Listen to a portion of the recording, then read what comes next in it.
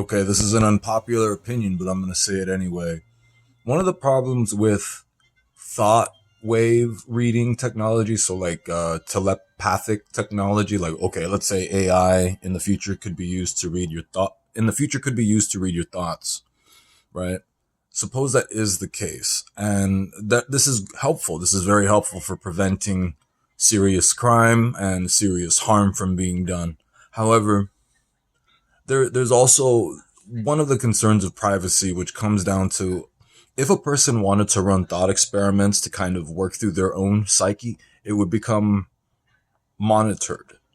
And that can make a person be put on a watch list for things that maybe they aren't actually wanting or willing to do, but it's more like the person is trying to picture something going on in their mind, and it is difficult to picture it that way going on in their mind with technology that will read your thought waves and suggest that you're guilty of a crime or potentially guilty of a crime in the future based on your thought patterns.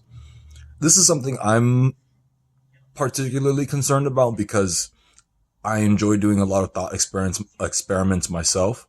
However, the older I get, the harder it is for my mind to actually deal with doing certain kinds of thought experiments.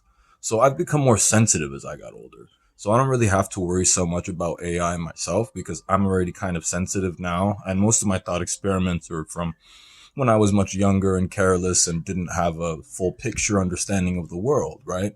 I had a different kind of tunnel vision back then. So now it's different. And that's one of the things that I want to bring up for younger people today. Because, yeah, as you get older, you're going to want to run through certain thought experiments. And as you go through life, you're probably going to wonder about things that you probably have no business wondering about in the long run. But you're going to, because that's what happens when you're young. Sometimes you just don't know something. And out of curiosity, your own thought patterns could lead you into a very unsafe situation with yourself or with anyone once the thought wave reading technology is popularized. Now, just because you have certain thoughts and you are going through certain thought experiments doesn't necessarily mean you're a safe or a good person either. It could be a symbol of trauma. It could be a symbol of experiences that you've had and you're just wondering, well, why did that happen to me? Right? Or why did this get perpetuated because, XYZ, whatever. You know what I'm saying? But the whole reason I'm saying this is because you want to be careful with your thoughts in the future or now.